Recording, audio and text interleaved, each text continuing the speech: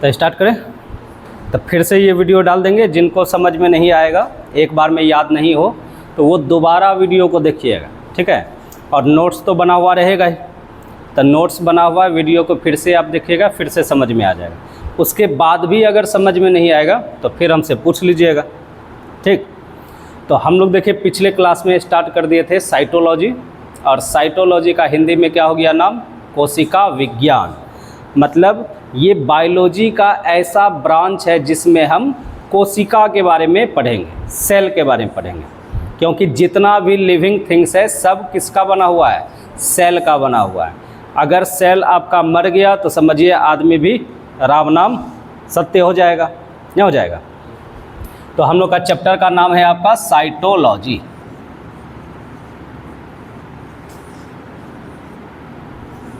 कोशिका विज्ञान।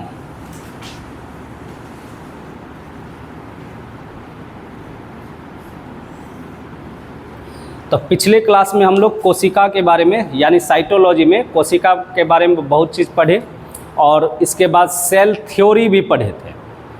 और सेल थ्योरी क्या था कि कौन सा साइंटिस्ट सेल के बारे में क्या क्या बताए, इसके बारे में हम लोग पढ़े थे। किस में, तो साइटोलॉजी में। किस टॉपिक में, साइटोलॉजी में कौन सा टॉपिक, सेल थ्योरी के बारे में, ठीक। आज हम लोग का पढ़ना है किसके बारे में, तो पहला टॉपिक हम लोग का आता है कौन सा, टाइप्स ऑफ सेल। सेल के प्रकार, कोशिका के प्रकार, कितने प्रकार की कोशिका होती है। तो हम लोग का देखिए जनरली दो तरीका का कोशिका होगा, ठीक है, दो तरीका का कोशिका कहलाएगा। एक कोशिका को कहा जाता है क्या चीज़, प्रोकैरियोटिक, और दूसरा को कहा जाएगा यूकैरियोटिक, ठीक है। तो हम लोग का दो पार्ट में डिवाइड करना है, types of cell, types of cell, कोशिका के प्रकार। और ये जो होगा आपका दो टाइप का होगा, एक हो जाएगा आपका प्रोकैरियोटिक और दूसरा हो जाएगा आपका यूकैरियोटिक।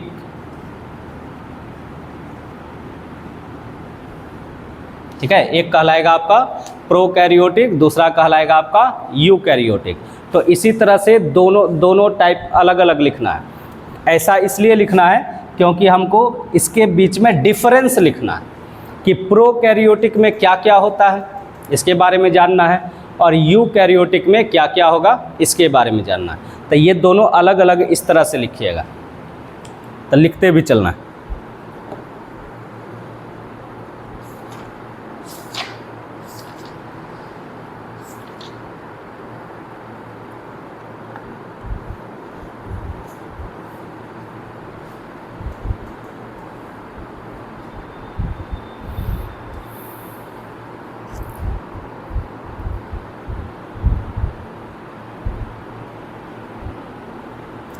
हो गया, चलिए अब देखिए, पहले इसका नाम हम लोग जानते हैं। तो देखिए प्रोकैरियोटिक जो बना है दो वर्ड से बना है, एक हो गया प्रो और दूसरा हो गया कैरियोटिक। तो प्रो का मतलब क्या होता है, प्रो का मतलब होता है प्रीमिटिव, मतलब प्राचीन, जो पुराना है, ठीक है। तो प्राचीन कोशिका।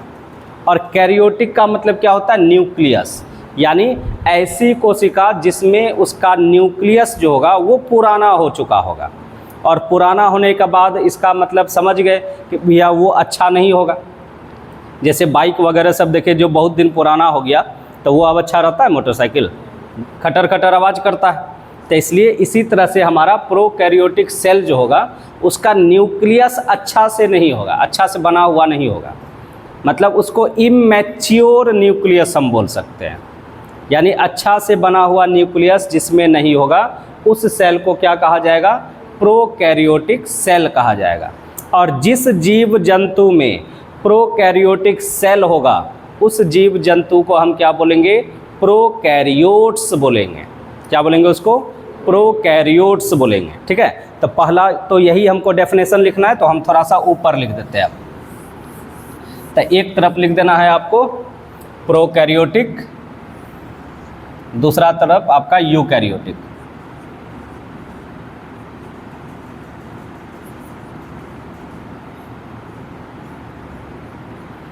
दूसरा तरफ हो गया यूकैरियोटिक सेल।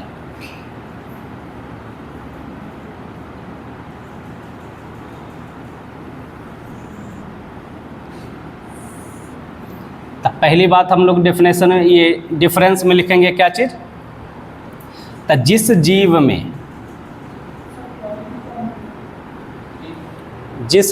में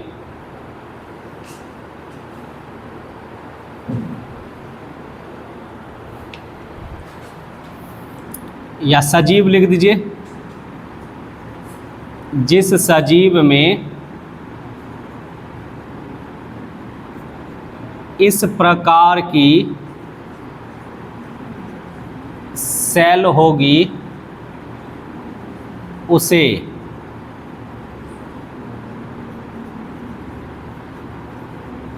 प्रोकैरियोट्स कहा जाता है।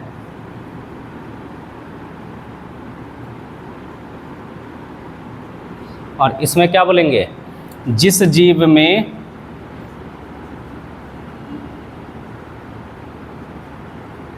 जीव, देखिए यहाँ सजीव के लिए हम बोल रहे हैं, ठीक है, ऐसा नहीं कि जीव का मतलब निर्जीव ले लीजिएगा, सजीव। तो जिस सजीव में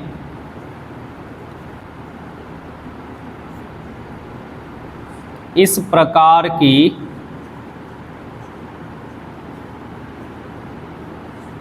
कोशिका होगी उसे यूकैरियोट्स कहा जाता है।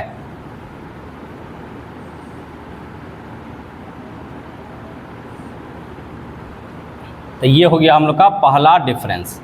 और देखिए ये डिफरेंस आपका इम्पोर्टेंट है, डिफरेंस से बहुत सारा क्वेश्चन पूछा जाता है। अब कभी भी एग्ज़ाम दीजिएगा ना, एसएससी दीजिए, रेलवे दीजिए, बीपीएससी दीजिए, यूपीएससी दीजिए, या मेडिकल ड्रेसर का दीजिए, किसी भी चीज़ का दीजिए, डिपार्टमेंट आपका मेडिकल भी आएगा, मेडिकल में भी रहेगा, तो उसमें भी इससे बेसिक क्वेश्चन पूछ लिया जाता है कभी कभी, ठीक है। जैसे मैं ड्रेसर वगैरह सबका अपना डिपार्टमेंट तो है ही, तो वो तो रहेगा ही, लेकिन ये भी आपका सिलेबस का है पार्ट, तो ये भी आपको पूछ लिया जाता है।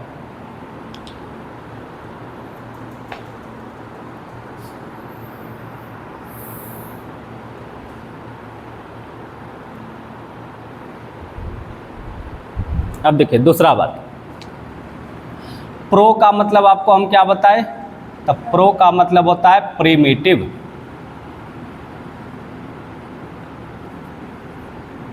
ठीक है।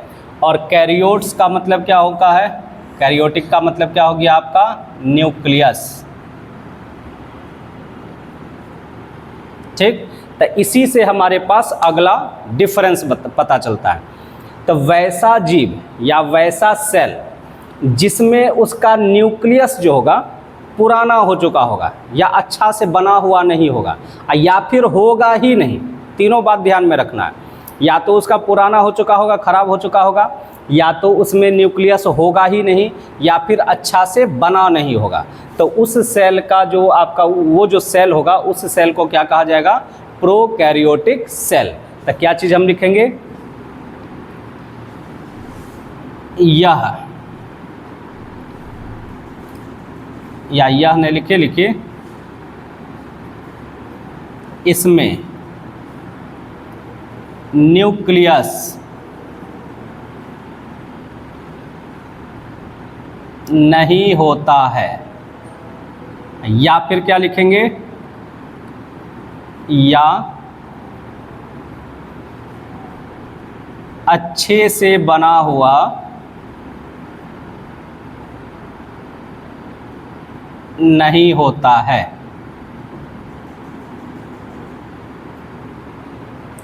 क्या बोलेंगे, या तो न्यूक्लियस होगा ही नहीं, या फिर अगर होगा भी तो अच्छा से बना हुआ नहीं होगा, इमैच्योर बोलेंगे, ठीक है। बोलते हैं ना हम लोग आपस में कि बहुत वो बच्चा है लेकिन बहुत मैच्योर है, मतलब वो समझदार है, ठीक है, उसका ब्रेन अच्छा से डेवलप कर चुका है। तो उसी तरह से हमारा जो सेल होगा, वैसा सेल जिसमें न्यूक्लियस या तो होगा ही नहीं, अगर होगा भी तो वो अच्छा से बना हुआ नहीं होगा, तो उस टाइप के सेल को हम क्या बोलेंगे, प्रोकैरियोटिक सेल बोलेंगे।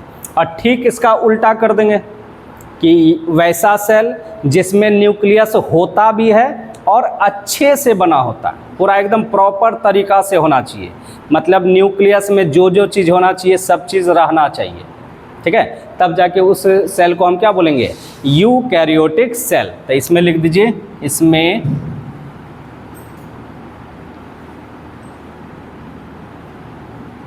न्यूक्लियस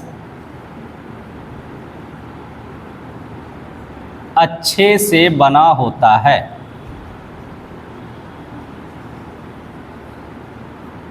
ठीक है, इसमें न्यूक्लियस होगा भी और अच्छे से बना हुआ होगा, एकदम प्रॉपर तरीका से एकदम बना हुआ होगा।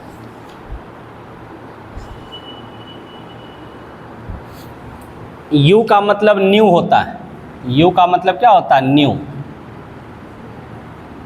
न्यू मतलब नया।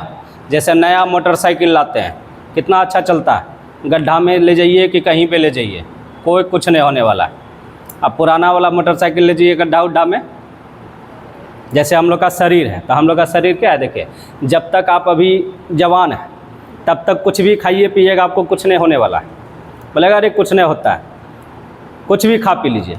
लेकिन जैसे जैसे आपका एज हो जाएगा, जब आप बूढ़े होने लगिएगा, तब जाके आपका शरीर में बीमारी होना स्टार्ट हो जाएगा। वही हाल होता है मोटरसाइकिल में। नया नया मोटरसाइकिल लेके आइए, किसी भी तरह से चलाइए, कुछ नहीं होने वाला है। लेकिन कुछ समय बाद जब बीत जाएगा, पता चलेगा उसका चेचिस सब क्या हो गया, ढीला हो गया, ब्रेक टूट जाता है, नहीं होता ऐसा। तो उसी तरह से ये हम लोग का शरीर में भी होता है कि अगर हमारा शरीर अभी नया नया बना हुआ है, सेल वगैरह सब अच्छा से बना हुआ है, तो कुछ भी खाइए पिए कुछ नहीं होने वाला है। किसी को बोले अरे कुछ नहीं होता, हम तो खाते पीते हैं, सिगरेट भी पी लेते हैं, गुटखा भी खा लेते हैं, दारू भी पी लेते हैं, कुछ नहीं होता है, नहीं मरता आदमी। ये पता चलता है बाद में, जब आपको बीमारी होना स्टार्ट होगा, पता चलेगा लीवर ख़राब हो गया, फेफड़ा ख़राब हो गया, ये सब हो रहा है, तो ये बाद में पता चलता है, अभी नहीं पता चलता है। सबके लिए देखिए दारू सिगरेट सब नहीं बना हुआ। अब इसके बारे में थोड़ा सब जब खुल ही गया बात, तो आपको बता ही देते हैं। तो देखिए दारू सिगरेट जो बना हुआ है ना, सबके लिए नहीं बना है। जब इसको बनाया गया है तो किसी इंसान के द्वारा, तो इंसान कैसे बना लेगा, अपने मन से तो बना नहीं पाएगा। भगवान उसको बुद्धि दिए होंगे कि भैया तुम ये चीज़ बनाओ, इस चीज़ का दुनिया में ज़रूरत है। और किसके लिए ज़रूरत है, तो वैसे लोगों के लिए जिसका इम्यून सिस्टम बहुत मजबूत है, उसी के लिए है ये दारू सिगरेट गुटखा, उसी के लिए, सब के लिए नहीं है। जैसे आप देखिएगा किसी को जो जिम करता है, ठीक है, नया नया जिम ज्वाइन करेगा, तो जिम करने के बाद वो ऐसे शरीर फुला लेगा, ऐसे चलेगा, दीवार में ऐसे ऐसे ऐसे फाइट मारते रहेगा। मतलब वो चेक करते रहेगा अपने आप को, हमारे शरीर में ताकत हुआ है कि नहीं। तो वो लड़ाई करने के लिए खोजेगा, कहीं लड़ाई हो एकदम मोड़ लिया टी शर्ट, चलो हम चलते हैं, ऐसे चलेगा। ठीक उसी तरह से हमारे शरीर में भी इम्यून सिस्टम है, ठीक है। तो इम्यून सिस्टम जो होता है, मतलब हमारा इम्यून सिस्टम जो होता है वो होता है किसमें, WBC में होता है, लिम्फोसाइट बोलते हैं। तो उसका आदत है क्या चीज़, कि आपके शरीर में कुछ जाएगा तो उसको मारने का काम करेगा, वो खोजेगा कुछ मिले हम उसको मारे। अब जब आपके शरीर में कुछ मिलेगा ही नहीं तो वो किसको मारेगा, उसका तो आदत है। तो वो अटैक करेगा आपके लीवर पे, आपके किडनी पे, आपके फेफड़ा पे, इस सब पे अटैक करेगा। और हाई इम्यून सिस्टम होने से आपका शरीर का अंग खुद वो खराब होने लगेगा। और ये स्टार्टिंग में नहीं पता चलेगा, ये लास्ट में पता चलेगा, तब तक देर हो जाएगा, आप बच नहीं पाइएगा। तो ये होता है।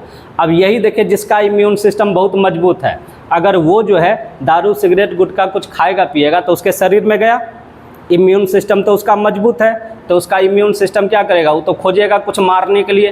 तो जैसे उसके शरीर में ये सब चीज़ जाएगा तो ये उसको मारने में बिजी हो जाएगा कि नहीं। और जब बिजी हो जाएगा तो आपका क्या होगा, आपका शरीर के अंदर वाला अंग बचा हुआ रहेगा ना। तो सबके लिए नहीं बना हुआ है दारू सिगरेट, किसके लिए बना है, जिसका इम्यून सिस्टम मजबूत है। अब जिसका इम्यून सिस्टम कमज़ोर है भैया, वो खाएगा पिएगा ना, तो ऐसे तो मरने वाला था, ये और जल्दी मर जाएगा। एक तो उसका WBC काम नहीं कर रहा है, वो भी मारने का काम कर रहा है, और ऊपर से आपका ये सब गया तो ये भी मार देगा जल्दी से। तो सबके लिए नहीं होता है, ये सब ध्यान में रखिएगा। ये सब कहानी का बात है, ओरिजिनल बात नहीं है, हम ऐसे बना के बताते हैं। ठीक ठीक है, इन्हें कि आप सोच लीजिएगा अरे हम तो एकदम इम्यून सिस्टम मेरा मजबूत है, अब हम खाएंगे पिएंगे। कैसे पता चलेगा आपका इम्यून सिस्टम मजबूत है, कैसे पता चलेगा? हाँ वही ना, कैसे पता चलेगा आपका इम्यून सिस्टम मजबूत है? अगर आप सोच लीजिए साल भर में कभी भी बीमार नहीं पड़े, कभी भी आपका तबीयत ख़राब नहीं हुआ, कुछ भी नहीं हुआ, तो समझिए आपका इम्यून सिस्टम बहुत मजबूत है। मौसम चेंज हो रहा है, सबका देखिएगा तबीयत ख़राब हो रहा है, आपको कुछ नहीं हो रहा है, आपका इम्यून सिस्टम अच्छा है। कुछ भी आपको नहीं हो रहा है तब आपका इम्यून सिस्टम अच्छा है। तो ये सब ध्यान में रखिएगा। इन्हें कि अब अभी नया में कुछ नहीं होता है, नया में कुछ नहीं होता है। जैसे ठंडी का एक कहावत है, ठंडी का कहावत क्या है? बच्चा के छुबो ने, जवन का हमरो भाई छो, अब बुढ़वा के छोड़बो ने। मतलब ठंडी कितना भी ठंडी हो जाएगा, बच्चा खेलते रहेगा, उसको कुछ नहीं होता। जवान लड़का जो होगा, जवान लड़का लड़की, वो एकदम हाफ टी शर्ट पहन के घूमेगा ठंडी में, उसको कुछ नहीं होने वाला है। लेकिन बूढ़ा बूढ़ी सब घूमे, तुरंत देखिए टपक जाएगी। तो इसलिए ठंडी का कहावत है, बच्चा के छुबो ने, जवन का हमरो भाई छो, अब बुढ़वा के छोड़बो ने। मतलब बूढ़ा आदमी को छोड़ेंगे नहीं, उसको तो मार ही देंगे। हाँ, तो ये कहावत है ठंडी का। तो ठंडी में भी जिसका तबीयत ख़राब नहीं हुआ, मतलब ठंडी आता होता ना, सर्दी वगैरह सब लग गया, वो भी नहीं हो रहा है, तो उसका इम्यून सिस्टम बहुत मजबूत है। समझे? तो ये हम लोग का बोलिए दो ठो डिफरेंस समझ गए। तो दो डिफरेंस में कोई दिक्कत है? अब उसके बाद देखिए हम लोग का नेक्स्ट, अब यहाँ से देखिए जितना भी डिफरेंस होगा, डिफरेंस एकदम ध्यान से आपको करना ही है, क्योंकि इसमें से आपको कोई ना कोई चीज़ पूछ लिया जाता है। और ऐसे नहीं पूछेगा कि इसमें से कौन सा प्रोकैरियोटिक सेल के बारे में सही है, कौन सा यूकैरियोटिक सेल के बारे में सही है, इस तरह से भी पूछ लेगा। और ज़्यादातर चांस ऐसा नहीं रहता है, इसमें से कोई एक चीज़ पूछ देगा। इसमें से जो भी बहुत सारा होता है, बहुत सारा डिफरेंस है, उसमें से कोई भी एक दे देगा, उसके बारे में पूछ लेगा स्पेसिफिक क्वेश्चन कि बोलिए ये जो होगा यूकैरियोटिक सेल में पाया जाता है या नहीं पाया जाता है, ये जो है प्रोकैरियोटिक सेल में पाया जाता है या नहीं पाया जाता है, ऐसे करके क्वेश्चन रहता है। ठीक है, तो यहाँ तक लिख लिए हैं। तब आइए अगला क्वेश्चन। अब देखिए, जैसे प्रोकैरियोटिक सेल हम बोले तो हम इसमें बात किए कि सर या तो सेल होगा, न्यूक्लियस होगा ही नहीं, और अगर होगा तो वो अच्छा से बना हुआ नहीं रहता है, ये नहीं बात किए। तो अब थोड़ा सा सोचिए, जैसे हम ये आपका मान लेते हैं सेल है, सेल के अंदर ये न्यूक्लियस है, तो न्यूक्लियस जब बनेगा अच्छा से, हम इसको कब बोलेंगे? जब इसके चारों तरफ एक लेयर बनेगा, एक मेम्ब्रेन बनेगा, एक झिल्ली बनता, ये बनता है ना इसका, जिसको हम न्यूक्लियर मेम्ब्रेन बोलते हैं। तो अब थोड़ा सा सोचिए, अगर न्यूक्लियस नहीं होगा तो क्या इसका मेम्ब्रेन होगा? नहीं होगा। अगर न्यूक्लियस अच्छा से नहीं बना हुआ है तो क्या इसका न्यूक्लियर मेम्ब्रेन बना हुआ होगा अच्छा से? नहीं होगा। तो हम क्या बोलेंगे प्रोकैरियोटिक सेल में? तो इसका न्यूक्लियर मेम्ब्रेन अब्सेंट होता है या प्रॉपर तरीका से बना हुआ नहीं होगा। मतलब अगर न्यूक्लियस होगा तो उसमें हो सकता है कि ऐसे करके छूट छूट कर बना होगा, कहीं कहीं छूटा हुआ होगा। और अगर न्यूक्लियस है ही नहीं, तो जब है ही नहीं तो इसका मेम्ब्रेन भी नहीं होगा। तो हम सीधा सीधा एक ही बात इसमें लिख लेते हैं, क्या चीज़? कि प्रोकैरियोटिक सेल में न्यूक्लियर मेम्ब्रेन नहीं होता है। और जब ये अच्छा से बना हुआ, न्यूक्लियस प्रॉपर तरीका से एकदम बना हुआ, इसका मतलब इसमें न्यूक्लियर मेम्ब्रेन होगा, होगा ना ये चीज़। तो ये दोनों डिफरेंस लिख दीजिए, इसमें लिख दीजिए न्यूक्लियर मेम्ब्रेन नहीं होता है,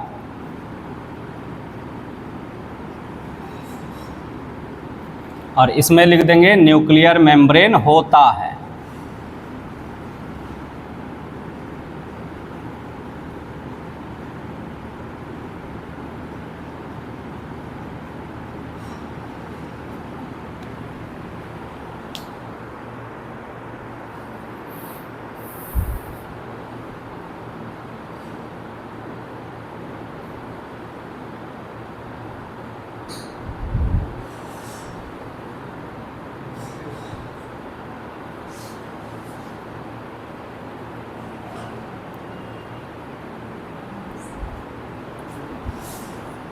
न्यूक्लियर मेम्ब्रेन को हिंदी में क्या बोलते हैं? केंद्रक झिल्ली। देखिए एक झिल्ली आएगा, एक भित्ति आएगा, अभी आएगा वही टॉपिक। एक सेल वॉल, एक सेल मेम्ब्रेन, ये दो होता है। ठीक है, हो गया बेटा। अगला देखिए,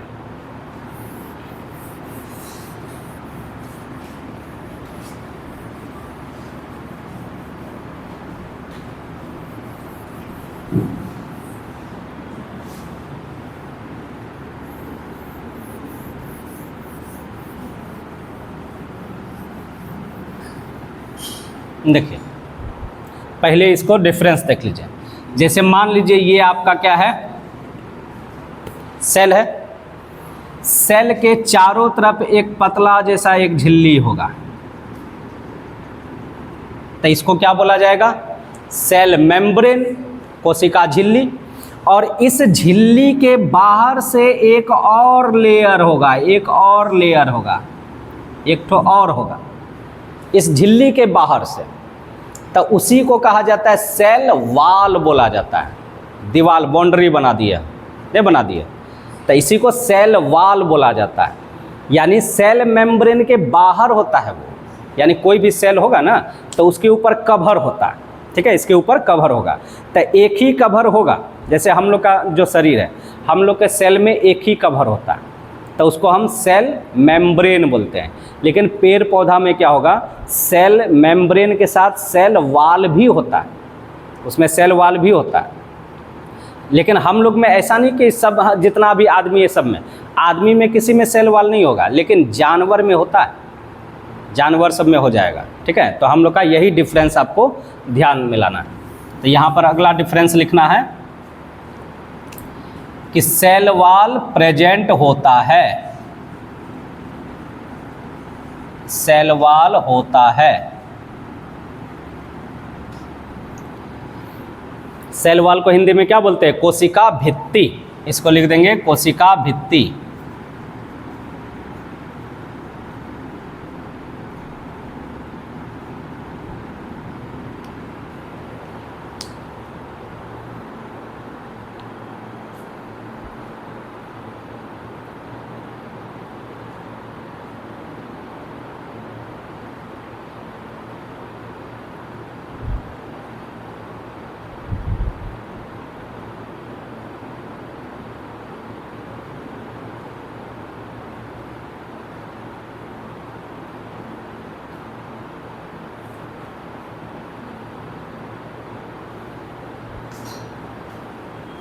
हो गया।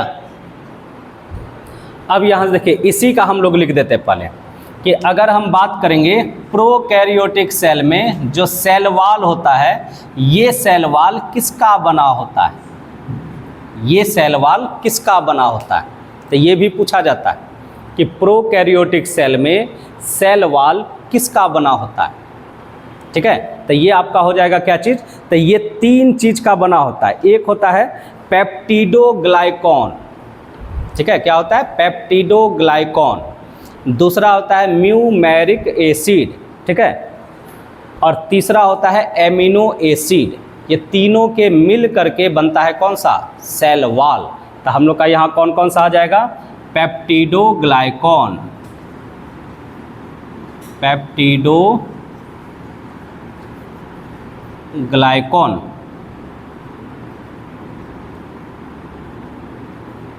म्यूरेमिक एसिड, और तीसरा एमिनो एसिड।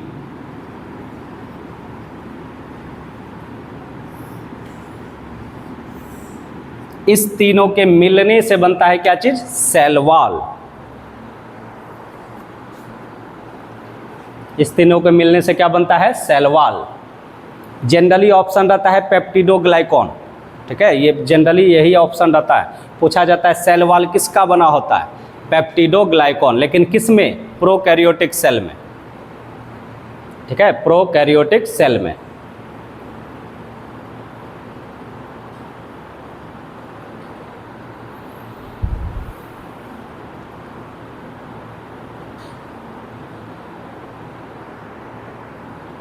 वाह, अब इसमें आते हैं।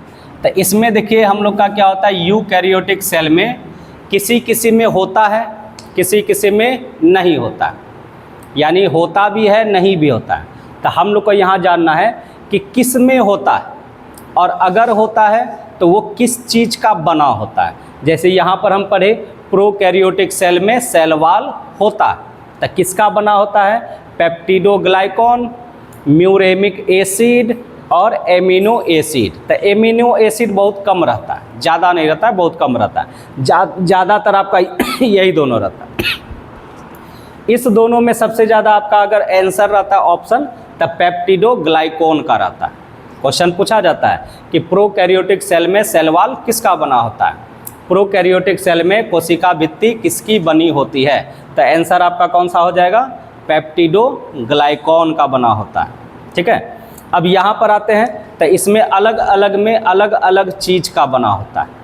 ठीक है, जैसे हम अगर बात करेंगे प्लांट का, पेड़ पौधा का, तब पेड़ पौधा में सेल वॉल होता है, पेड़ पौधा में सेल वॉल होता है। और किसका बना होता है, सेल्यूलोज का। ये क्लास 10th में भी है। ठीक है, तो एक एक करके इसमें एग्जाम्पल लिखना है। तो जैसे हम लोग प्लांट का लिख दिए, तब प्लांट में किसका बना होगा, सेल्यूलोज का। प्लांट में किसका हो गया, सेल्यूलोज का। उसके बाद आ जाएंगे फंजाई, फंजाई को यानी फंगस बोल दिए। फंगस में किसका होता है, काइटिन का। फंजाई में क्या हो गया, काइटिन, चाइटिन नहीं बोलना है उसको, क्या बोलेंगे, काइटिन। और इसी तरह से एक है कीड़ा मकोड़ा, जिसको इंसेक्ट बोलेंगे। तो कीड़ा मकोड़ा में भी किसका बना होता है, काइटिन का। कीड़ा मकोड़ा में भी किसका बना होता है सेल वॉल, काइटिन का बना होता है।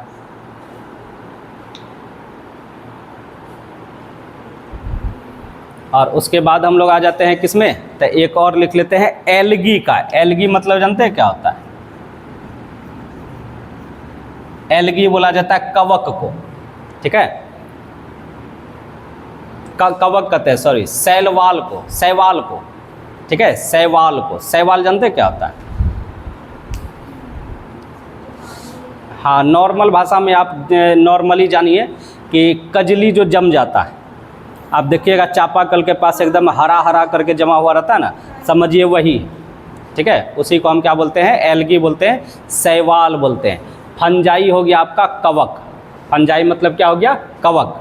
इंसेक्ट मतलब जान गए कीड़ा मकोड़ा हो गया। और एल्गी हो गया आपका शैवाल। तो शैवाल में जो बना होता है ये किसका बना होता है, तो इसमें आपको 3 नाम याद रखना है। ठीक है, शैवाल में आपको 3 नाम याद रखना है।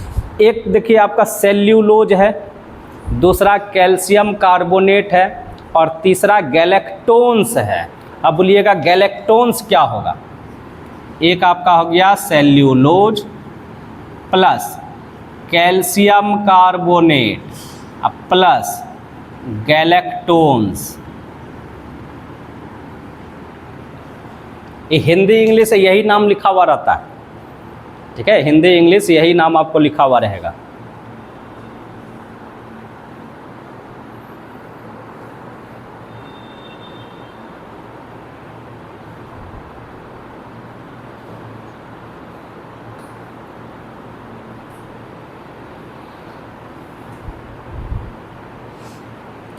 हुआ ये चीज़, तो ये एकदम ध्यान में रखिएगा, ये पूछा जाता है। अब देखिए सेल्यूलोज हम लोग जान गए क्या है, कैल्शियम कार्बोनेट हम लोग जान गए। अब कैल्शियम कार्बोनेट से देखिए केमिस्ट्री में भी क्वेश्चन बनता है, कैल्शियम कार्बोनेट का रासायनिक नाम क्या है, तो कैल्शियम कार्बोनेट। लेकिन व्यापारिक नाम क्या है, व्यापारिक नाम मतलब क्या हुआ, जो हम लोग मार्केट में जिस नाम से जानते हैं, तो उसको संगमरमर बोलते हैं। मार्बल जो हुआ, मार्बल को ही कैल्शियम कार्बोनेट कहा जाता है। ठीक है, तो कभी कभी पूछा जाता है मार्बल का सूत्र क्या होता है, संगमरमर का सूत्र क्या होता है, तो CaCO3 होता है। ठीक है, और गैलेक्टोन्स आइएगा जब हम लोग न्यूट्रिएंट्स के बारे में पढ़ेंगे, कार्बोहाइड्रेट्स वगैरह सब के बारे में, तो उस समय आपके पास आएगा ये। उसी समय सेल्यूलोज भी आएगा। ठीक है, ग्लूकोज सब आएगा, तो वो सारा चीज़ वहाँ पे आएंगे। अब उसके बाद देखिए, अब एग्जाम्पल जैसे ह्यूमन लेंगे तो ह्यूमन में सेल वॉल नहीं होता है, आदमी में सेल वॉल नहीं होता है, ठीक। अब एग्जाम्पल हम बात करेंगे कि सर कौन से किस में प्रोकैरियोटिक सेल होगा और किस में यूकैरियोटिक सेल होगा, एग्जाम्पल आपको जानना है। तो एग्जाम्पल देखिए, जितना भी आपका एनिमल हो गया, जितना भी आपका ह्यूमन हो गया, ये सब में क्या पाया जाएगा, यूकैरियोटिक सेल। और जितना भी आपका बैक्टीरिया होगा, बैक्टीरिया मतलब क्या हो गया, जीवाणु, जितना भी बैक्टीरिया होगा वो सब में आपका क्या होगा, प्रोकैरियोटिक सेल पाया जाता है। जितना भी जीवाणु होता है सब में कौन सा पाया जाता है, प्रोकैरियोटिक सेल होता है। और एक और एग्जाम्पल आपको इसका एकदम ध्यान में रखना है, और उसका नाम क्या है, द ब्लू ग्रीन एल्गी, जिसको हिंदी में बोला जाता है नील हरित शैवाल।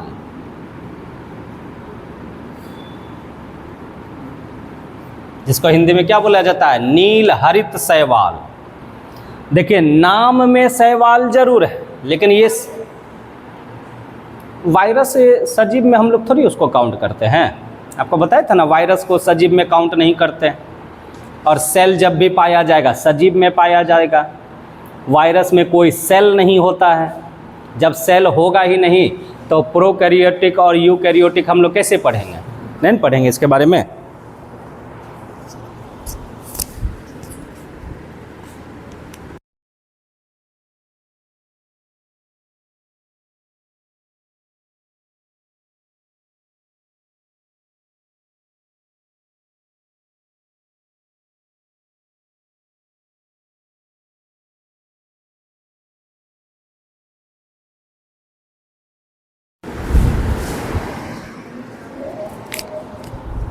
वाह, वायरस के बारे में बताए थे ना कि वायरस में सेल नहीं होता है, वायरस निर्जीव के जैसा काम करता है।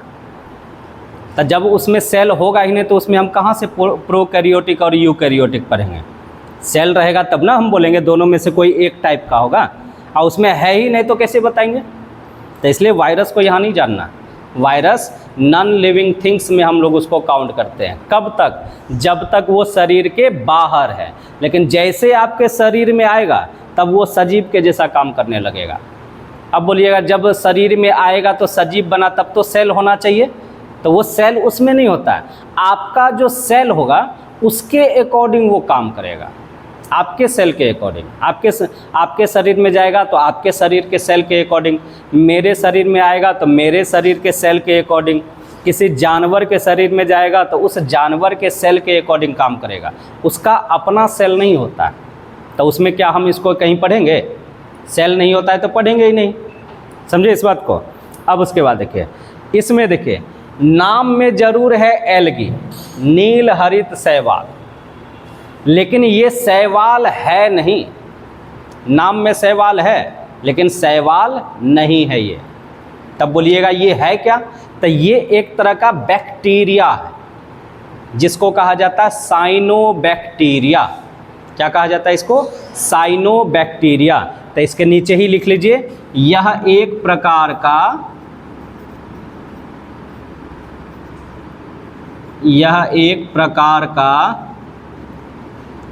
साइनोबैक्टीरिया है।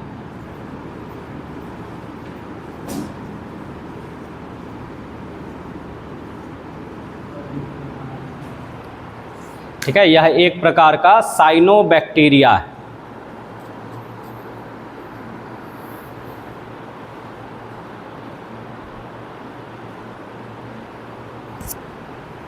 और इसके बारे में एक दो पॉइंट और ध्यान में रखिएगा, इसके बारे में बहुत पूछा जाता है।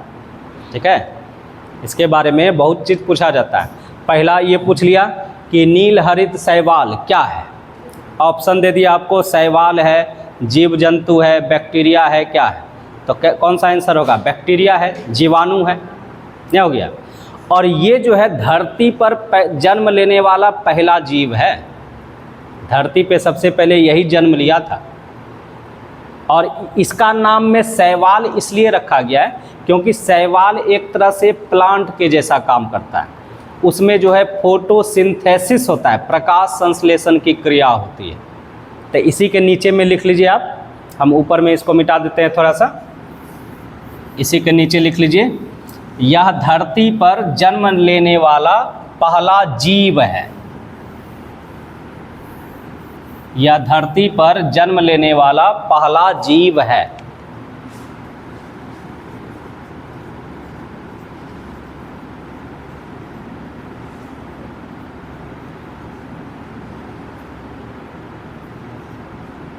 सेकेंड पॉइंट इसका है, यह धरती पर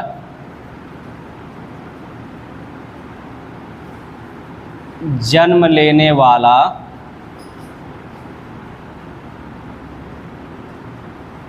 पहला जीव है। और अगला पॉइंट लिख देंगे, इसमें प्रकाश संश्लेषण की क्रिया होती है।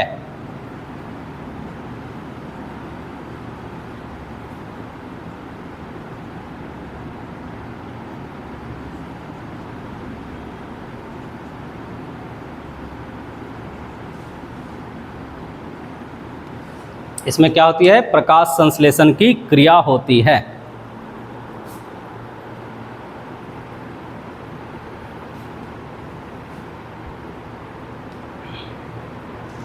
अब देखिए, दुनिया में जितना भी चीज़ है, हर चीज़ में कुछ ना कुछ एक्सेप्शन तो ज़रूर होता है, अपवाद तो ज़रूर होता है।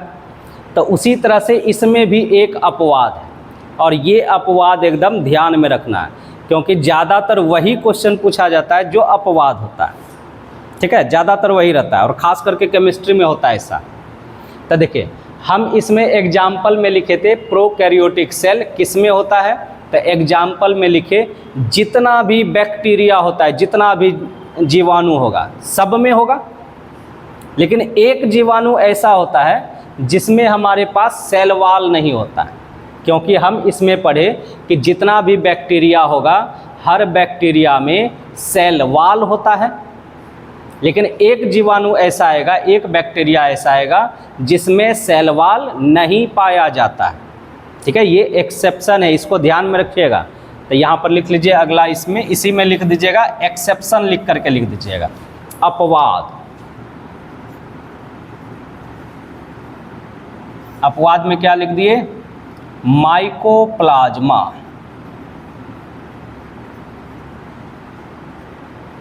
नामक जीवाणु में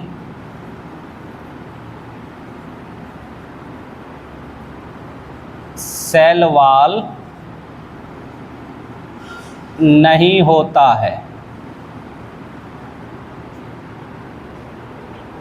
माइकोप्लाज्मा नामक जीवाणु में सेल वॉल नहीं होता है।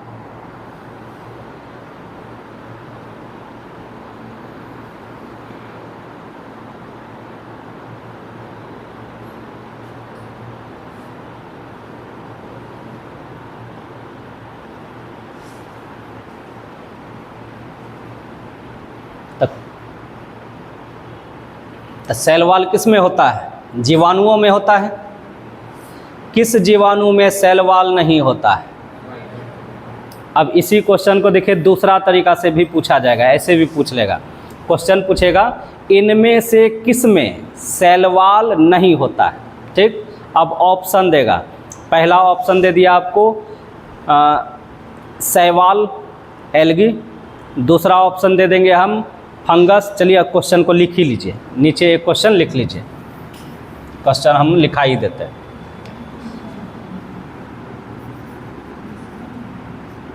किसमें सेल वॉल नहीं होती है?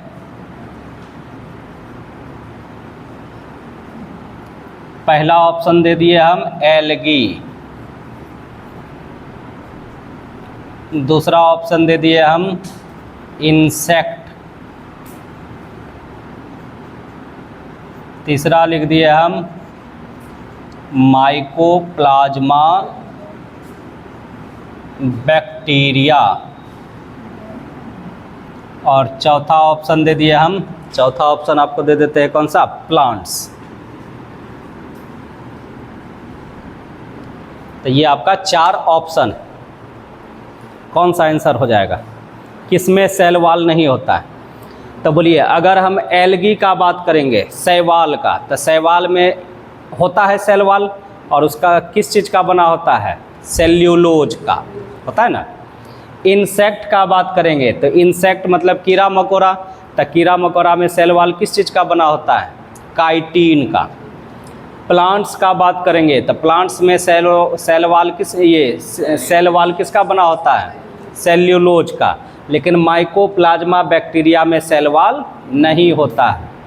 नाम यहाँ देखेगा ना बैक्टीरिया, तो आदमी सोचेगा भैया बैक्टीरिया में तो सेल वॉल होता है, लेकिन इस बैक्टीरिया में नहीं होता है। ठीक है, ये एक्सेप्शन है, इसको ध्यान में रखना है। तो आंसर यहाँ पर आपका ये लग गया।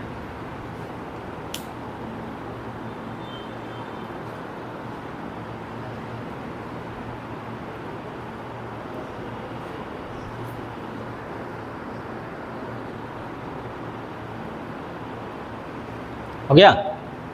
अब उसके बाद देखिए अगला पॉइंट,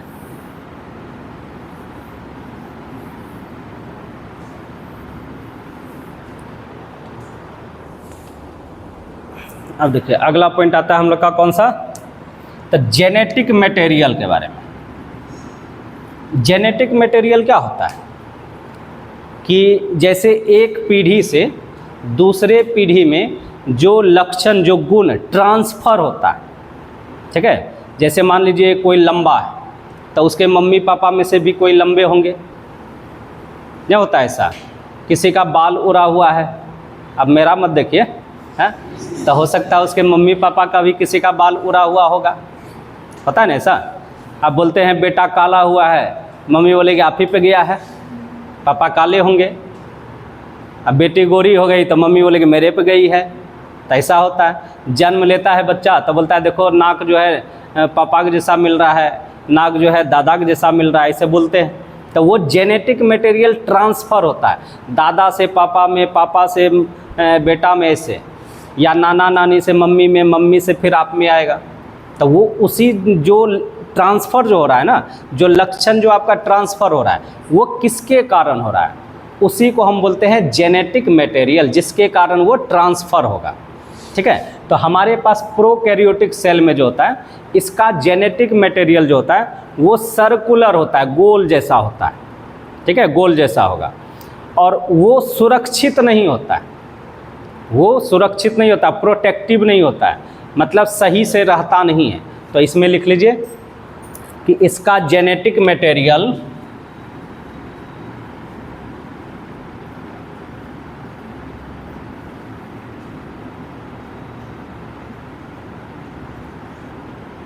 सर्कुलर,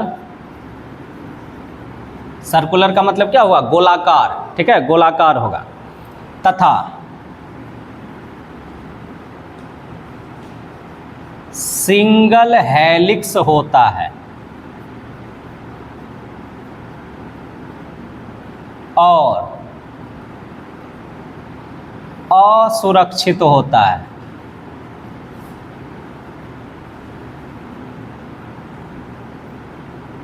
ठीक है, और क्या होता है, असुरक्षित, मतलब प्रोटेक्टिव नहीं होता है, सुरक्षित नहीं है, ये खराब भी हो सकता है।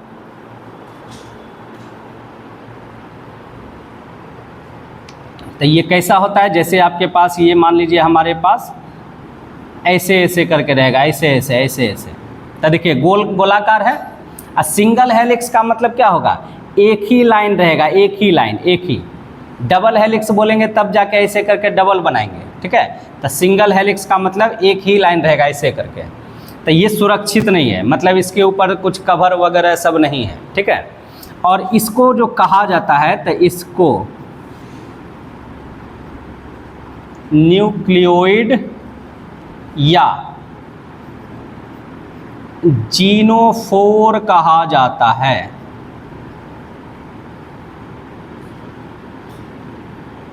इसको क्या कहा जाता है, न्यूक्लियोइड या जीनोफोर कहा जाता है। तो यहाँ से एक और क्वेश्चन बन गया कि प्रोकैरियोटिक सेल में जेनेटिक मटेरियल को क्या कहा जाता है, या जेनेटिक मटेरियल कौन सा होता है। तो इसमें क्या बताएंगे, न्यूक्लियोइड लिखेंगे या फिर जीनोफोर लिखेंगे।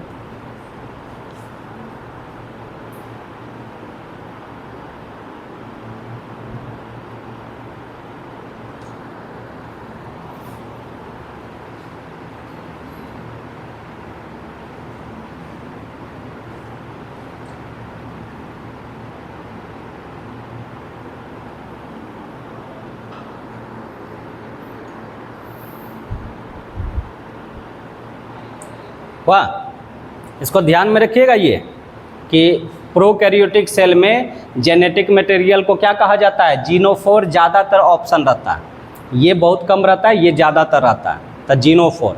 जबकि हम लोग में जो जेनेटिक मटेरियल होता है वो क्या होता है, डीएनए होता है ना, डीएनए। आगे डीएनए और आरएनए का भी हम लोग पूरा एकदम डिटेल में बताएंगे कि डीएनए और आरएनए में क्या डिफरेंस है, एक एक करके वो सारा चीज़ आएगा। इसलिए बोले ये चैप्टर थोड़ा बड़ा है, कम से कम 4-5 दिन चले जाता है, ठीक है, 4-5 दिन जाएगा तब जाके साइटोलॉजी समझिए, पूरा आप समझिएगा, और उससे रिलेटेड कोई भी क्वेश्चन पूछेगा आप आराम से बना सकते हैं। कहीं तक भी जाइए, यूपीएससी भी दीजिएगा फ्यूचर में, उसमें भी क्वेश्चन आएगा, बीपीएससी दीजिए उसमें भी क्वेश्चन आएगा, जो एग्ज़ाम देना आप दे दीजिए, उससे बाहर क्वेश्चन नहीं जाने वाला है, ठीक है। तो अब आ जाते हैं यूकैरियोटिक सेल में। तो यूकैरियोटिक सेल में जो जेनेटिक मटेरियल होता है वो किसका बना होता है, डीएनए का, ठीक है। जेनेटिक मटेरियल कौन सा होता है, डीएनए। और कैसा होता है, तो डबल हेलिक्स होता है और ये सुरक्षित होता है। तो यहाँ पर लिख देंगे इसका जेनेटिक मटेरियल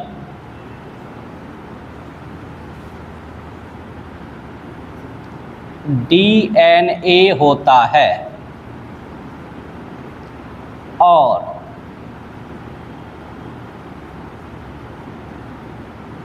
सुरक्षित होता है, और सुरक्षित होता है, प्रोटेक्टिव होता है।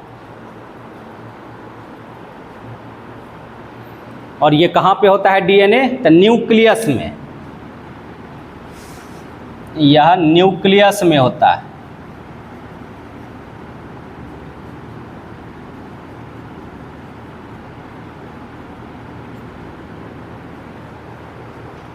अब इसको हम बनाएंगे कैसे, तो देखिए सांप जैसा बनाना है, ऐसे ऐसे बना दिए, और सांप फिर इधर से ऐसे ऐसे बना देना।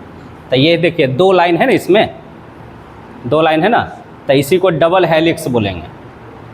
अभी डीएनए में क्या क्या होता है वो सब भी आएगा, वहाँ से भी क्वेश्चन पूछा जाता है।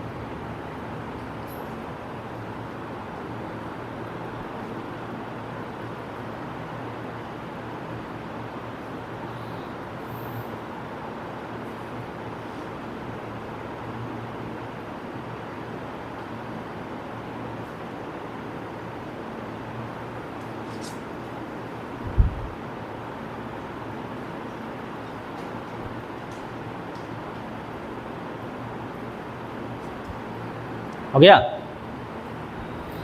अब देखिए नेक्स्ट बात, अच्छा सबको समझ में आ रहा है, कोई दिक्कत नहीं ना है। देखिए ये सब क्या है ना, 2-4 बार जब पढ़िएगा तब जाके याद रहेगा, नहीं पढ़िएगा तो याद नहीं रहने वाला है। अब देखिए एक प्रोटीन है जिसको कहा जाता है हिस्टोन प्रोटीन। क्या कहा जाता है, हिस्टोन प्रोटीन। शॉर्टकट में इसको एच प्रोटीन भी कहा जाता है, ठीक है। शॉर्टकट में क्या बोलते हैं इसको, एच प्रोटीन, हिस्टोन प्रोटीन, इसको कहा जाता है शॉर्टकट में एच प्रोटीन। अब देखिए ये जो काम करता है ये क्या करेगा, तो इसका काम अगर बता देंगे ना तो आप अपने आप बता दीजिएगा ये किस में होता है, क्योंकि इससे पहले वाला जो डिफरेंस हम बताएं उसी डिफरेंस के ऊपर है। जैसे इससे पहले हम क्या बोले कि इसमें जो जेनेटिक मटेरियल होता है उसको जीनोफोर कहा जाता है, और इसमें जो जेनेटिक मटेरियल होता है उसको डीएनए कहा जाता है। यानी इसमें डीएनए होता है, इसमें डीएनए नहीं होता है, ये बात हम पढ़े। अब देखिए ये जो होता है हिस्टोन प्रोटीन, तो हिस्टोन प्रोटीन क्या करता है, डीएनए को पैक करने का काम करता है, यानी सबको एक जगह करके वो रखेगा, ठीक है, कलेक्ट करके रखेगा। तो हिस्टोन प्रोटीन क्या काम करता है, तो डीएनए को पैक करके रखने का काम करता है। तब बोलिए ये किस में होगा, जिसमें डीएनए होगा। डीएनए किस में होता है, यूकैरियोटिक में होता है। इसका मतलब हम बोलेंगे प्रोकैरियोटिक सेल में हिस्टोन प्रोटीन नहीं होता है, और इसमें बोलेंगे हिस्टोन प्रोटीन होता है। बोलेंगे ना ये बात, तो यहाँ पर लिख दीजिए इसमें नहीं होता है, और इसमें क्या लिख देंगे, तो इसमें हिस्टोन प्रोटीन होता है।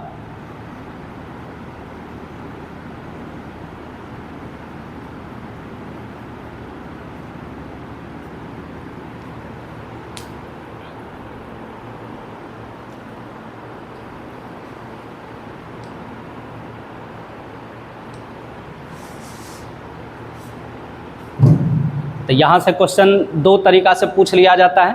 पहला क्वेश्चन आपको पूछेगा क्या, कि हिस्टोन प्रोटीन क्या कार्य करता है, तब बोलेंगे हिस्टोन प्रोटीन डीएनए को पैक करने का काम करता है, ये ना काम हो गया।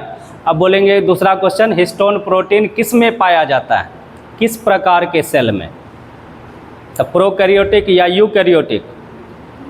यूकैरियोटिक में पाया जाता है, प्रोकैरियोटिक में नहीं पाया जाएगा, नहीं होगा। अब उसके बाद देखिए यहाँ पर काम भी लिख दीजिएगा, इसमें होता है तो यहीं पे काम कर लिख दीजिएगा। यह प्रोटीन डीएनए को पैक करने का काम करता है।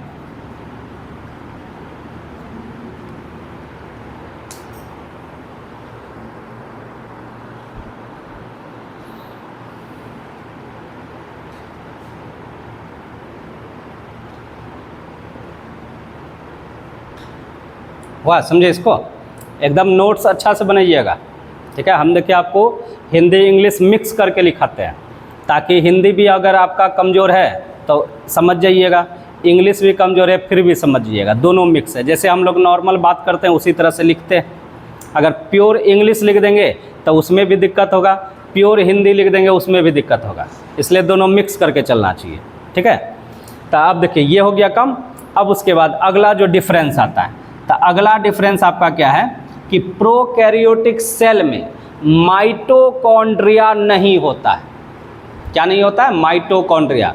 अब बोलिएगा सर माइटोकॉन्ड्रिया क्या हुआ, तो ये आगे जब हम पढ़ेंगे ना सेल के अंदर का जो पार्ट्स है उसके बारे में, तो उसमें आएगा माइटोकॉन्ड्रिया। सेल के अंदर होता है और न्यूक्लियस में होता है, ठीक है।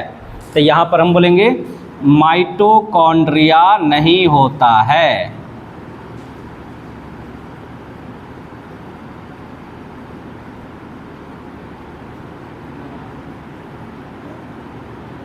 और इसमें क्या बोलेंगे, माइटोकॉन्ड्रिया होता है।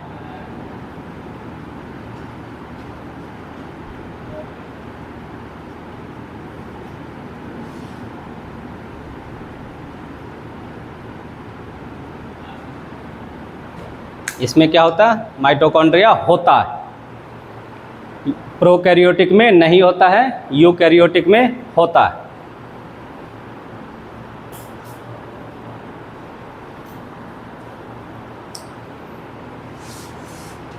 अगला देखिए, एक है आपका जिसको कहा जाता है एंडोप्लाज्मिक रेटिकुलम। क्या कहा जाता है, एंडोप्लाज्मिक रेटिकुलम। एक दिन आपको क्या करेंगे, प्रोजेक्टर से क्या है ना, जितना भी आपका सेल जब पूरा पढ़ लेंगे तो सेल का जितना भी पार्ट्स है उस पार्ट्स का फिगर आपको दिखाएंगे, ठीक है। उस फिगर कैसा रहता है, कहाँ पर रहता है, ये सारा चीज़ आपको दिखाएंगे, ठीक है। तो अभी इस पे तो हम इस बोर्ड पे बना नहीं सकते, यही डिजिटल बोर्ड रहता तब आपको दिखा देते, डाउनलोड करते तुरंत देख लेते हम लोग। बाकी आप इसका देखिएगा, जब ये जो हम जो वीडियो डाले थे तो उसका जो थंबनेल यानी पहला जो पेज ऊपर में दिखाई देता है जिसमें मेरा फ़ोटो लगा हुआ, जिसमें हम हीरो जैसे लग रहे हैं, ठीक है, नहीं लग रहे हैं। अरे बाल उड़ गया, अभी ना उड़ा है, 2 साल हुआ है बाल उड़ा हुआ। बाल जब नहीं उड़ाता था अपने हम हीरो थे। अरे पानी के कारण, ठीक है, पानी चेंज हुआ उसके कारण। तब देखिए उसमें क्या है, ऊपर में हम ये न्यूक्लियस का फिगर बना है ना, फिगर बना हुआ है, और उस फिगर में पूरा आपको सारा नाम लिखा हुआ है, कहाँ पर क्या क्या चीज़ है। आपको हम ग्रुप में भेज देंगे, उस फिगर को देख लीजिएगा कहाँ पर क्या क्या चीज़ है, ठीक है। तो अगला देखिए हम लोग का एक होता है एंडोप्लाज्मिक रेटिकुलम, जिसको ER कहा जाता है। तो ER क्या होता है, यूकैरियोटिक सेल में होता है, प्रोकैरियोटिक सेल में नहीं होता है। अब बोलिएगा सर ER क्या हुआ, इसका काम क्या होगा। तो ये सारा चीज़ हम लोग पढ़ेंगे, लेकिन थोड़ा सा आपको सब्र करना पड़ेगा अभी, क्योंकि अभी हम लोग सिर्फ डिफरेंस पढ़ रहे हैं। इसके बाद जब हम सेल ऑर्गेनली पढ़ेंगे, सेल के अंदर क्या क्या चीज़ होता है, उस सब के बारे में एक एक करके पढ़ेंगे। माइटोकॉन्ड्रिया का पूरा डिटेल पढ़ेंगे, माइटोकॉन्ड्रिया क्या होता है, कैसा होता है, इसका काम क्या है, ये पढ़ेंगे। फिर उसके बाद पढ़ेंगे हम लोग फिर माइटोकॉन्ड्रिया कहाँ कहाँ पाया जाता है। फिर ER पढ़ेंगे, ER कहाँ कहाँ होता है। फिर उसके बाद हम लोग पढ़ेंगे ER आपका दो टाइप का होता है, एक होता है स्मूथ, एक होता है रफ़। तो स्मूथ ER किसको बोलेंगे, रफ़ ER किसको बोलेंगे, लाइसोसोम क्या होता है, राइबोसोम क्या होता है, ये सारा एक एक पार्ट्स हम लोग पढ़ेंगे, ठीक है। अभी हम सिर्फ डिफरेंस पढ़ रहे हैं कि इसमें क्या होता है, इसमें क्या होता है, कौन इसमें होगा नहीं होगा, कौन इसमें होगा नहीं होगा, इसलिए अभी सिर्फ इतना ही जानिए, ठीक है। तो इसमें हमारे पास क्या होगा, ER, अभी हम शॉर्टकट में ही ER लिखते हैं, आगे चल के इसका फुल फॉर्म आएगा एंडोप्लाज्मिक रेटिकुलम, हिंदी में बोला जाता है अंतःप्रद्रवी जालिका। तो कितना खतरनाक हिंदी है ना, तो इसलिए इसको शॉर्टकट में ER ही जानिए अभी, बाकी जब इसका डिटेल पढ़ेंगे उस समय हिंदी इंग्लिश सब पूरा लिख लेंगे। तो इसमें लिखेंगे ER नहीं होता है, और इसमें क्या बोलेंगे, ER होता है।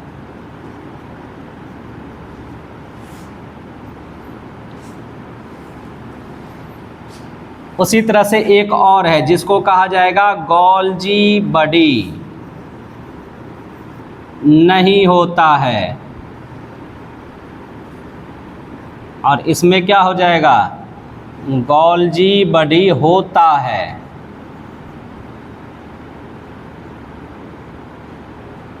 गोल्जी बॉडी को गोल्जी एपरेटस भी कहीं कहीं लिखा हुआ रहेगा, ठीक है। गोल्जी बॉडी को गोल्जी एपरेटस भी लिखा हुआ रहता है, हिंदी में गोल्जी काय बोला जाता है।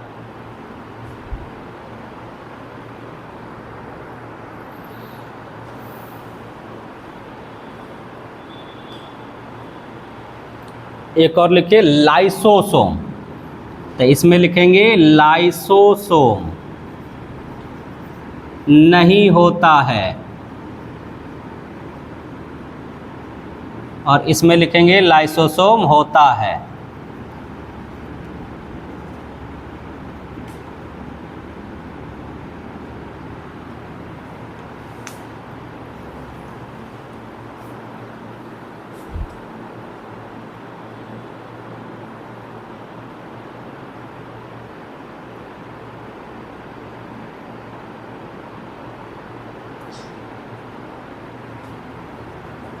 वाह,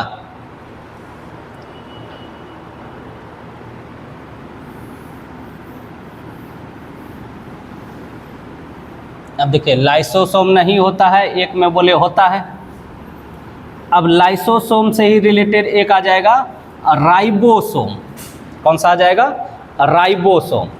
तो राइबोसोम दोनों में होता है, राइबोसोम होता है, इसमें भी होता है और इसमें भी होता है, दोनों में होता है।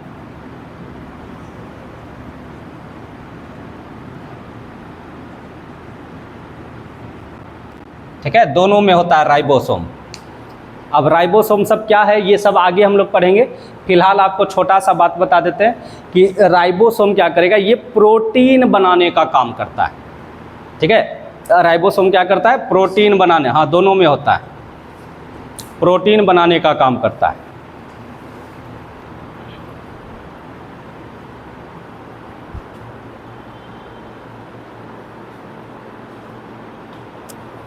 अब वो भी राइबोसोम जो होता है ना, दो कैटेगरी का होता है, एक लिखते हैं 70s, दूसरा लिखते हैं 80s।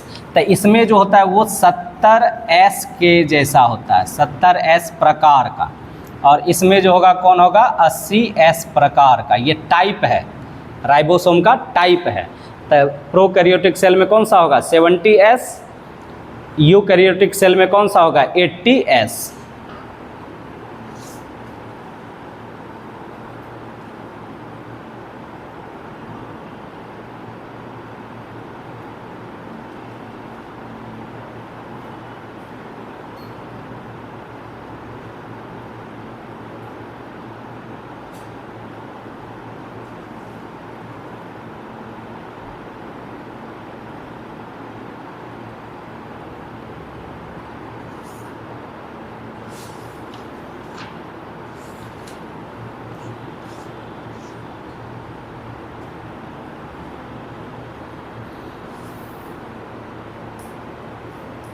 हो गया।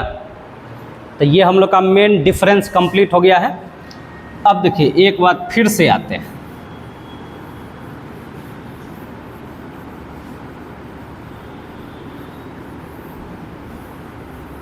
देखिए 2 बार 4 बार लिखिएगा नहीं जब तक, तब तक याद नहीं रहता है। तो देखिए जैसे ये हम बना दिए क्या चीज़, सेल। ये क्या बना दिए, सेल। इसका नाम हो गया सेल, जिसको बोलेंगे कोशिका, बोल दिए। अब सेल के चारों तरफ एक लेयर होगा पतला सा, तो उसको क्या बोलेंगे, सेल मेम्ब्रेन। तो इसके चारों तरफ एक लेयर बना दीजिए।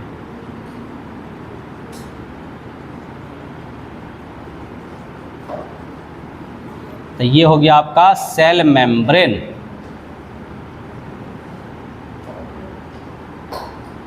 हिंदी में क्या बोलेंगे, कोशिका झिल्ली।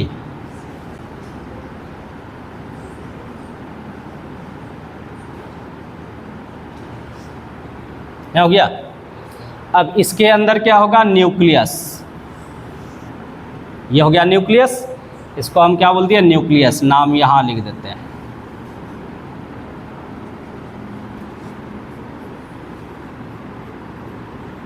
हिंदी में क्या बोलते हैं इसको, केंद्रक। हो गया। केंद्रक के चारों तरफ जो होगा एक लेयर होगा,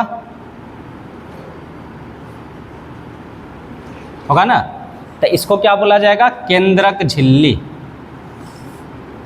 न्यूक्लियर मेम्ब्रेन।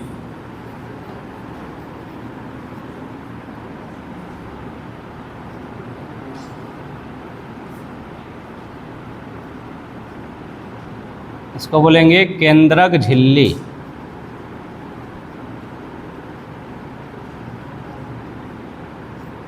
नहीं हो गया। अब इस न्यूक्लियर मेम्ब्रेन और सेल मेम्ब्रेन, इसके बीच में क्या होगा, एक गाढ़ा सा लिक्विड होगा, होगा ना लिक्विड। तो यहाँ पर आपका लिक्विड हो गया, ऐसे ऐसे हम करके बना दिए। ठीक है, गाढ़ा सा लिक्विड है। इस लिक्विड को क्या कहा जाता है, साइटोप्लाज्म। तो ये वाला जो हो गया लिक्विड, यहाँ लिख देंगे गाढ़ा लिक्विड। इसको कहा जाएगा साइटोप्लाज्म। और हिंदी में क्या कहा जाता है, हिंदी में क्या कहा जाता है, जीव द्रव्य। हिंदी में क्या कहा जाएगा, जीव द्रव्य। ठीक। अब उसके बाद देखिए, अब यहाँ पे अंदर में लिक्विड तो है ही, साथ ही साथ और भी बहुत सारा चीज़ होगा जो ठोस पदार्थ कहलाएगा। तो हम 2-4 गो अपने मन से किसी भी तरह से डिजाइन बना देते हैं।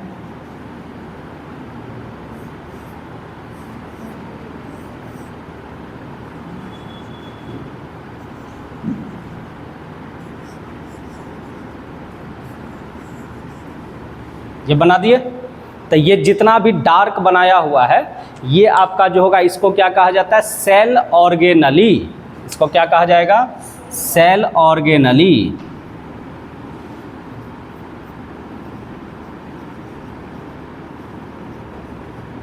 हिंदी में कहा जाएगा कोशिकांग। हिंदी में क्या कहा जाएगा? कोशिकांग। आप बनाते चलना है।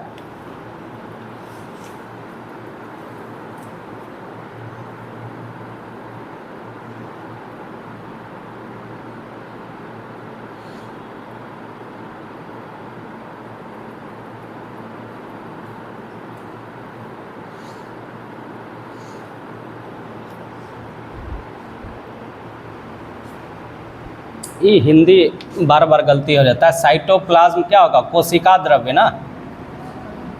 साइटोप्लाज्म क्या होगा? कोशिका द्रव्य।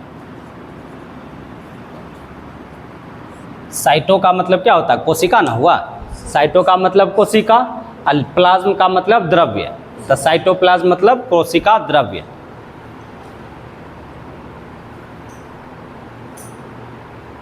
इसको लिख लीजिए जल्दी से।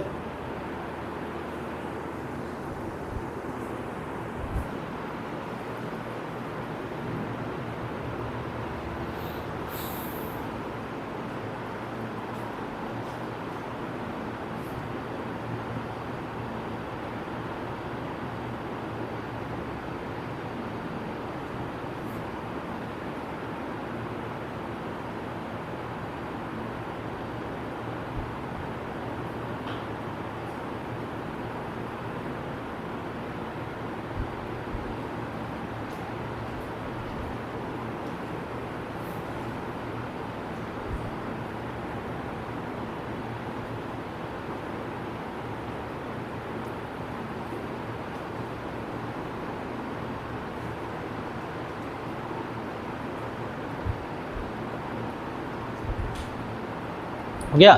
अब देखिए, न्यूक्लियस के अंदर भी लिक्विड होता है। न्यूक्लियस के अंदर भी होता है। तो न्यूक्लियस के अंदर जो लिक्विड होगा, ये वाला जो आपका लिक्विड है न्यूक्लियस के अंदर, इसको क्या कहा जाएगा?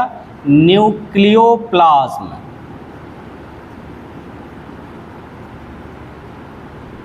क्या बोलेंगे?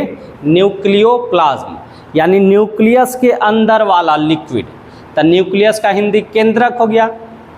अब प्लाज्म मतलब क्या होता है? लिक्विड, द्रव्य। तो केंद्रक द्रव्य बोलेंगे इसका हिंदी में। तो इसका हो गया आपका केंद्रक द्रव्य। ठीक है, नाम से ही ध्यान में रखिएगा। साइटो का मतलब सेल हो गया, सेल मतलब कोशिका, तो कोशिका लिखे। अब प्लाज्म मतलब द्रव्य, तो कोशिका द्रव्य हो गया। क्या हो गया? न्यूक्लियोप्लाज्म, न्यूक्लियो का मतलब न्यूक्लियस, न्यूक्लियस मतलब केंद्रक, अब प्लाज्म का मतलब द्रव्य, यानी केंद्रक द्रव्य हो गया। हो गया यहाँ तक? अब देखिए हमारे पास, ये बताइए, अगर हम कोशिका का बात करेंगे तो कोशिका के अंदर में हमारे पास क्या क्या चीज़ आया? तो कोशिका के अंदर हमारे पास लिक्विड आ गया, जिसको हम साइटोप्लाज्म बोलेंगे। नहीं बोलेंगे? कोशिका के अंदर हमारा बहुत सारा ऑर्गेनली है। न्यूक्लियस भी एक तरह से ऑर्गेनली है, वो भी कोशिकांग है, कोशिका का एक अंग है। ठीक है, न्यूक्लियस भी आपका कोशिका के अंग में ही आएगा। तो इसी कारण से हमारे पास, अगर हम कोशिका के अंदर पूरा बात करेंगे तो हमारे पास एक हो गया लिक्विड पार्ट, दूसरा हो गया हमारा सॉलिड पार्ट। तो लिक्विड पार्ट को हम क्या बोलते हैं? साइटोप्लाज्म। कोशिका के अंदर का लिक्विड पार्ट साइटोप्लाज्म, और सॉलिड पार्ट को हम क्या बोलेंगे? कोशिकांग। तो इस दोनों को मिला करके अगर हम बात करेंगे तो उसी पूरे के पूरे भाग को क्या बोलेंगे? प्रोटोप्लाज्म कहा जाता है। उसी को हम बोलेंगे जीव द्रव्य बोलेंगे। तो यहाँ पर एक लाइन और लिख दीजिएगा, इसको मिटा दें, लिखे जाओ।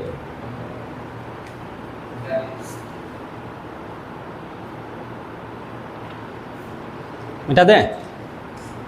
नहीं लिखे तो लिख लीजिए जल्दी।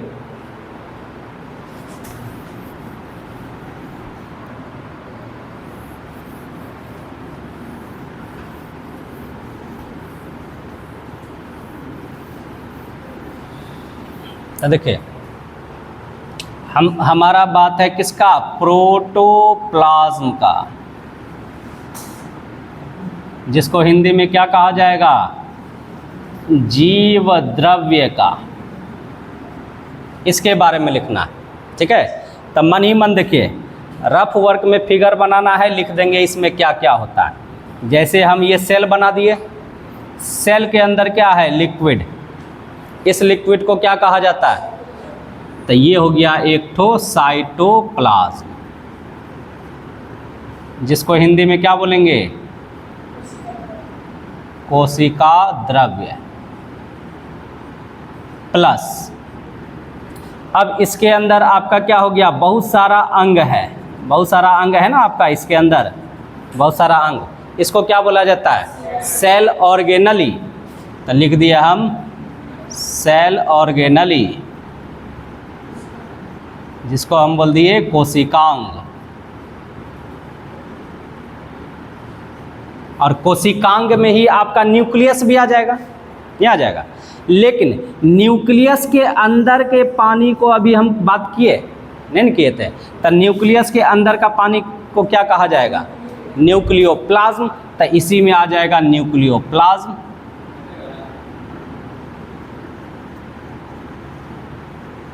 जिसको हम बोलेंगे केंद्रक द्रव्य।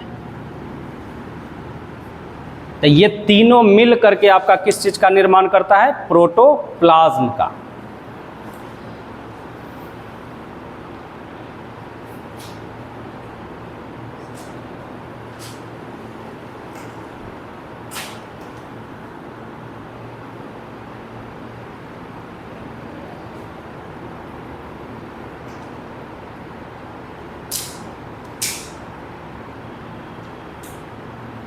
क्या आ रहा है समझ में, पक्का।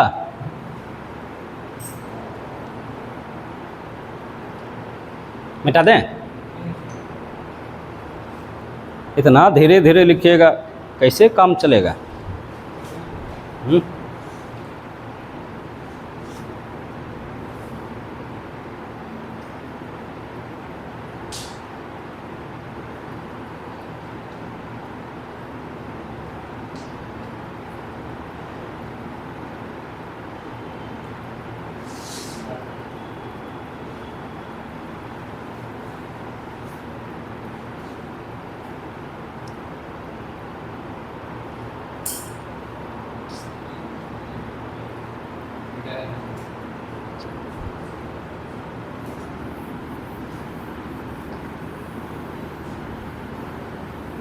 अब देखिए हमारे पास जो बात की है,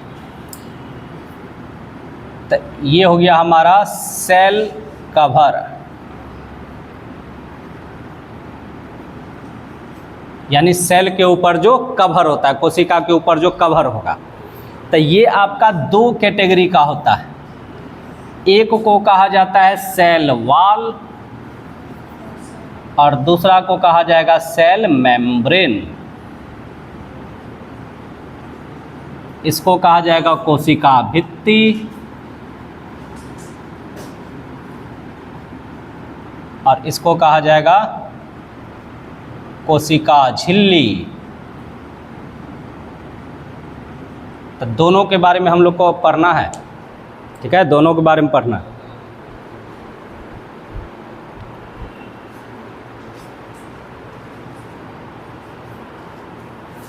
कोशिका आवरण इसको हिंदी में बोला जाता है, सेल कवरिंग को कोशिका आवरण। आवरण मतलब क्या हुआ, उसका ढक्कन चारों तरफ से जो लगेगा।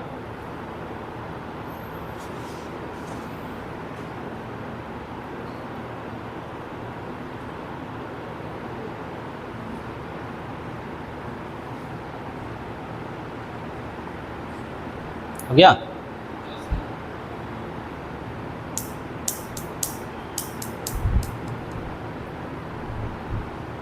मिटा दें। अब देखिए एक बात और हम लोग को जानना है, सेल ऑर्गेनली मतलब कोशिकांग।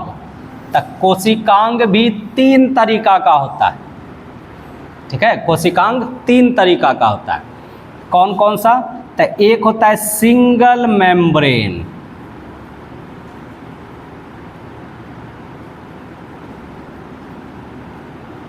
मतलब एकल झिल्ली।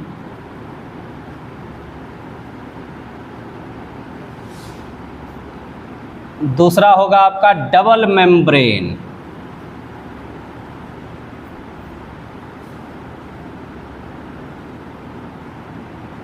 मतलब दोहरी झिल्ली।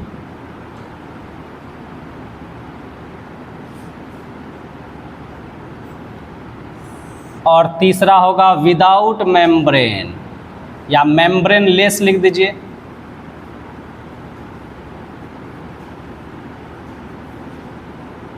बिना झिल्ली वाले।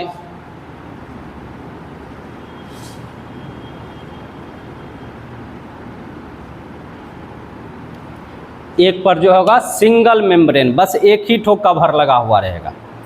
एक ठो होगा डबल मेम्ब्रेन, मतलब उस पर दो ठो कवर होगा और एक ठो पे कवर होगा ही, ठीक है, बिना मेम्ब्रेन का रहता है।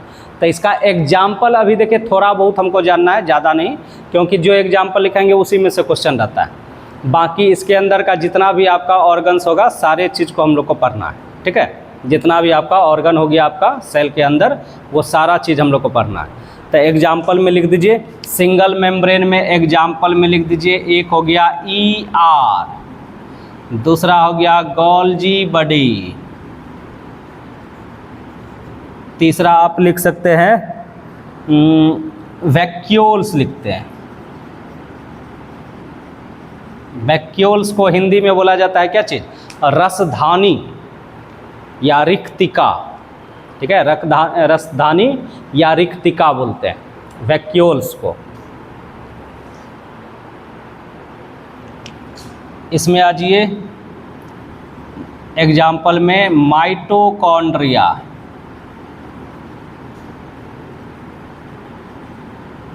ठीक है, माइटोकॉन्ड्रिया। और एग्जाम्पल लिख सकते हैं तो एक हो गया आपका न्यूक्लियस के चारों तरफ भी होता है, तो न्यूक्लियस। एक प्लास्टिड्स भी होता है, प्लास्टिड्स, लेकिन सिर्फ किस में होगा? प्लांट में। तो ये होगा ओनली इन प्लांट, केवल पेड़ पौधा में होता है और किसी में नहीं होता है। नहीं तो हम लोग भी क्या होते हैं, नीले काले ब्लू सब कलर के रंग बिरंगे हम लोग होते। किसी दिन 7 गो बच्चा अगर क्लास में आता, 7 कलर का, तब बोलते आज इंद्रधनुष आ गया, नहीं आ गया, तो ऐसा बोलते हम लोग।